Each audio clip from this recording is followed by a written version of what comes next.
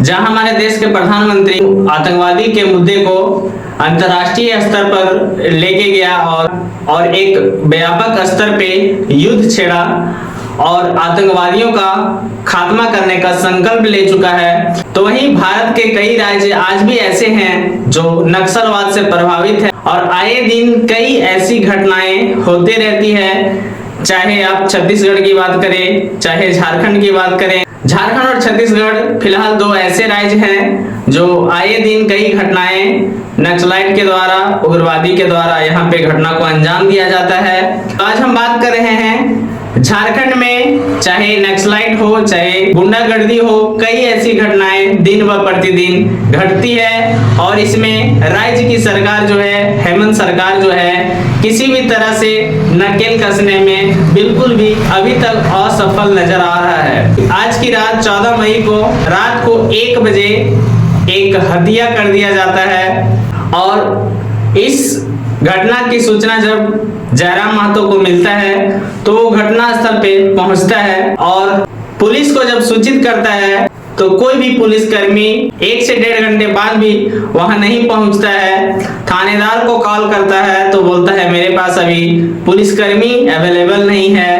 तो राज्य का स्थिति जो है कुछ इस प्रकार से चल रहा है, जहां पुलिसकर्मी खुद अपनी जान की सुरक्षा करते हैं तो आम लोगों की सुरक्षा आप समझ सकते हैं क्या हो सकता है। पुलिसकर्मी जयराम महतो को समझाते हैं कि वो क्षेत्र जो है नक्सल प्रभावित क्षेत्र है, आप वहां ना जाएं। मतलब घटना घटने के बाद भी अगर इस तरह का वक्तव्य पुलिसकर्मी के द्वारा निकाला जाता है तो आप समझ सकते हैं कि ये कहीं ना कहीं संदेह के घेरे में आता है कि कहीं ना कहीं पुलिस की इसमें मिली भगत या लिपापोती होती ही है। पहले आप ये वीडियो देखिए। एक सुनसान जगह में मर्डर हुआ है। अरे बड़ा बाबू बोल रहा है कि हमारे पास फोर्स नहीं है। आपके सामने हम लाइव एसपी को फोन लगा रहे हैं। आप लोग तो पुलिस में है जी, आप लोग को डर क्या होना? हम विधायक होकर नहीं डर रहे हैं। 1 बजे रात को हम यहाँ घुसे हैं। ये मर्डर हो चुका है, देख सकते हैं, बहुत दुर्भाग्य का विषय है। गोली मार कर हत्या क्या किया? यहाँ मर्डर हो चुका है और पुलिस प्रशासन का यहाँ ठिकाना नहीं है। 1.5 घंटा पहले सूचना दी है। हम लोग भी सूचना दिए उनको। एवं बिल्कुल बेशरम हो चुकी है पुलिस प्रशासन। सुना नहीं। हम यहाँ एसपी को फोन लगाए हैं, बोकारो एसपी। एक विधायक का फोन जा रहा है, बोकारो एसपी को फोन जा रहा है, चूंकि ये बहुत ही संवेदनशील इलाका है। रिंग होके अब रिंग नहीं होने लगा है। हम एक विधायक होकर घटनास्थल पहुंचे, हमारे समर्थक ने फोन किया, जबकि ये जो लोग हैं इनके पिताजी को जिंदा छोड़ दिया गया है, लड़का को सीधे सामने से गोली मारा गया। ये हमारे विधानसभा का नहीं है, लेकिन चूंकि हमको सूचना मिला हम तुरंत यहाँ आए। बड़ा बाबू बोलते हैं, उल्टे हमको बोलते हैं कि विधायक जी आप मत जाइए, नक्सल प्रभावित क्षेत्र है, ऊपर घाट का क्षेत्र, आप मत जाइए। क्या ये सिस्टम चल रहा है यार? इन लोगों को बालू में कमीशन चाहिए, कोयला में कमीशन चाहिए। अभी 1.5 घंटा पहले हमारे मोबाइल में 1.5 घंटा पहले फोन आया है और रात के 1 बजे डुमरी विधायक अकेले पहुंचा है, एक गाड़ी में पहुंचा है। अकेले नहीं, एक गाड़ी में।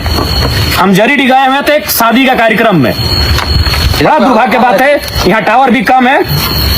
एसपी को फोन लगाए, एसपी नहीं उठाए। आपके सामने अब डीएसपी को लगा रहे, बेरमो डीएसपी, क्योंकि बेरमो बड़ा बाबू को नहीं लगाएंगे। बड़ा डरपोक की किस्म का इंसान है, हमारा भाई समान ही है, लेकिन 1 नंबर डरपोक किस्म का इंसान है। बोलता है फोर्स नहीं है, ये नहीं है, वो नहीं है। 1.5 घंटा पहले से लोग कोई नहीं पहुंचा है। हद कर दिया है। यही झारखंड का पुलिस प्रशासन है। इन लोगों बालू कहाँ गाड़ी चल रहा है, कोयला कहाँ चल, वहां ध्यान है। आदमी मर चुका है, यहाँ कोई ध्यान नहीं है। जी डीएसपी को फोन लगाए हैं, बेरमो डीएसपी को फोन लगाए हैं। यही हमारी प्रशासन है। एक विधायक फोन लगा रहे हैं, एक विधायक जान हथेली रख के यहाँ है। सब चूंकि हमको यहाँ एरिया भी संदिग्ध लग रहा है, हम अपने दोनों अंगरक्षक को बोल के रखे हैं कि अपना मुस्तैद रहेंगे। हम अपने 2 अंगरक्षकों के साथ यहाँ आए। ये डीएसपी बेरमो फोन लगा रहे हैं, ये भी शायद सो गए हैं, क्योंकि रात को कोयला और बालू का हिसाब होता है। खैर उम्मीद करते हैं कि ये लोग ऐसा नहीं है, लेकिन फिलहाल ये प्रशासन का रवैया ठीक नहीं है, बिल्कुल ठीक नहीं। बड़ा बाबू लगाइए, संजय जी बड़ा बाबू लगाइए। 1.5 घंटा पहले सूचना दिए हैं। बताइए क्या होगा? आम आदमी का जिंदगी काहे ने गोली मारेगा? व्यक्ति को कॉल किया है, वो अभी दूसरे ये व्यस्त हैं। बड़ा बाबू अभी तक व्यस्त हैं, दूसरे कॉल या कुछ बड़ा बाबू व्यस्त हैं। प्रयास करिए। नवाडी थाना के बड़ा बाबू व्यस्त हैं। Call speaking to someone else.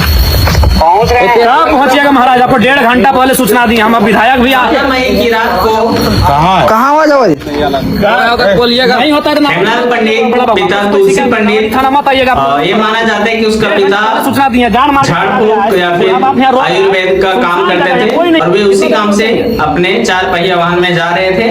1.5 घंटा पहले उसी क्रम में जो व्यक्ति उसे ले जा रहा था जंगल के बीचों बीच गाड़ी को रोकता है और कुछ समय बात करने के बाद फायरिंग कर देता है। घटनास्थल में ही हेमलाल पंडित की मौत हो जाती है और ये सूचना मिलने के बाद जयराम महतो पहुंचता है। फिलहाल इस पे जांच पड़ताल चल रही है और आशा है कि आरोपी जो है वो जल्द पकड़ा जाएगा, क्योंकि ये कहीं ना कहीं जो व्यक्ति उसे ले जा रहा था वो एक तरह से उसका जो पहचान होगा वो उन परिवार वालों के पास होगा या फिर पुलिस इसको आसानी से ट्रेस कर सकती है। तो वहीं जो दूसरी सबसे सनसनीखेज मामला जो फिलहाल झारखंड में चल रहा है, पहले जिस अमन साहू के खौफ से सभी कारोबारियों में खौफ था, वो पिछले कुछ महीनों से उन कारोबारियों को शायद लग रहा था कि अब हम लोग चैन की सांस ले रहे हैं। 2025 में अमन साहू का एनकाउंटर कर दिया जाता है और उसके बाद लगता है कि शायद अब अमन और चैन जो है यहाँ के कारोबारियों में या फिर उसके दिलों से जो खौफ है वो शायद अब हट जाएगा। लेकिन 14 मई की रात को ही फेसबुक टाइमलाइन में 2 पोस्ट किया जाता है कि हम लोग अमन साहू गैंग से हैं, जो पिछले कई घटनाओं का जिम्मेदारी भी लेता है, जिसमें से एक मुख्य घटना बड़कागांव एनटीपीसी के डीजीएम कुमार गौरव की हत्या का जिम्मेदारी लेता है। साथ ही साथ में उन कारोबारियों को फिर से सचेत करता है कि अगर किसी तरह से साहू के गैंग से किसी भी कारोबारी को कॉल या मैसेज आता है तो तुरंत उसका रिप्लाई करें, नहीं तो उसके बॉस फॉरएवर अमन साहू के पास फ्री फोकट में पहुंचा दिया जाएगा। कहीं ना कहीं कारोबारियों में फिर से एक बार डर का माहौल देखा जा रहा है। अब देखना ये रहेगा कि कब तक पुलिस इस चीज का जांच पड़ताल करती है और जिस तरह से अमन साहू का खात्मा किया जाता है, क्या उसी तरह से उसके बचे खुचे हुए जो भी साथी है। और इस घटना की जिम्मेदारी जो अमन साहू का खासम खास माना जाता है, अमन सिंह और राहुल सिंह इस घटना का जिम्मेदारी लिया हुआ है। बाकी इस चीजों पे पूरी तरह से अभी पर्दा उठना बाकी है। कब तक सारी चीजें जो रहता है सामने आता है, कब तक अपराधी जो रहता है वो कानून के चंगुल में आता है, कितना जो है हेमंत सरकार इस राज्य को नक्सलवाद से सुरक्षित रखता है, किस तरह से व्यापारियों में डर को हटा पाता है और किस तरह से नक्सलवाद पे लगाम कसता है, ये देखना काफी दिलचस्प रहेगा कि क्या हेमंत सरकार उस पे लगाम कसने में कामयाब होती है या फिर से एक बार कारोबारियों में आम जनों में डर का माहौल देखने को मिलेगा। बाकी आप इस विषय में क्या सोचते हैं कमेंट सेक्शन में जरूर बताएं। चलिए मिलते हैं नेक्स्ट वीडियो में, तब तक के लिए बाय बाय, जय हिंद, वंदे मातरम।